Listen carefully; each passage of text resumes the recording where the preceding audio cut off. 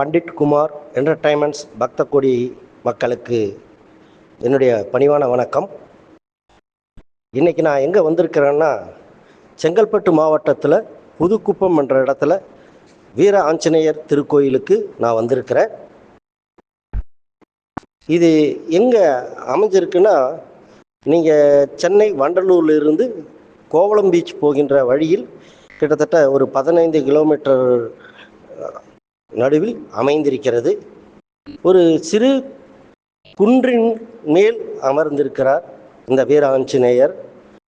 அந்த போகின்ற வழியெல்லாம் அழகான ஒரு காடுகள் நிறைந்த மலைப்பாதை, படிக்கட்டும் இருக்கிறது. இலகுரக வாகனங்கள், இருசக்கர வாகனங்கள் மேலே சென்று தரிசிக்கக்கூடிய வாய்ப்பும் இருக்கிறது. பார்த்தீங்கன்னா, இங்கே உள்ளே கர்ப்ப கிரகத்தை ஃபோட்டோ எடுக்கிறதுக்கு எந்த வாய்ப்பும் இல்லை. அழகான இந்த குன்றின் மேல் அமர்ந்திருக்கின்ற இந்த வீர ஆஞ்சநேயர் பார்ப்பதற்கே மிகவும் அழகாக இருக்கிறார். எனக்கு ஒரு சில சந்தேகம் இருக்கிறது.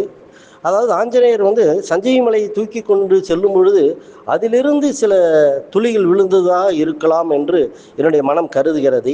ஏனென்றால் இந்த கோயில் அமைந்திருக்கின்ற பகுதி அவ்வளவு ஒரு சிறப்பான குன்றின் மேல் அமைந்திருக்கிறது. உள்ளே பார்த்தீங்கன்னா எல்லாருக்கும் நல்ல ஒரு திவ்ய தரிசனம். யாரையும் போங்கன்னு யாரும் விரட்டுறதில்லை. அதே போல் பாருங்கள், இங்கே தேங்காயெல்லாம் பார்த்திங்கன்னா அழகாக ஒரு ஆர்ச்சி மாதிரி செஞ்சு வச்சுருக்காங்க. மக்கள் தங்களுடைய வேண்டுதல் நிறைவேற வேண்டும் என்பதற்காக இந்த தேங்காய் கொப்பரைகளை கொடுத்திருக்கிறார்கள். அதன் மூலம் நிறைய பலன்களும் அடைந்திருக்கிறார்கள் என்று நான் ஒரு சிலரை கேள்வி கேட்டபொழுது அவர்கள் எல்லாம் எனக்கு சொன்னார்கள்.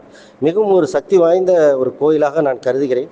நான் சென்ற பொழுது கிட்டத்தட்ட ஒரு 100கணக்கான மக்கள் அங்கே தரிசனம் செய்திருக்கிறார்கள். நீங்களும் அந்த வீராஞ்சநேயர் கோயிலுக்கு உங்களுடைய வேண்டுதல்களை வைத்து நீங்கள் தரிசனம் செய்யுங்கள். அனைத்தும் வெற்றியாகும். நன்றி, வணக்கம்.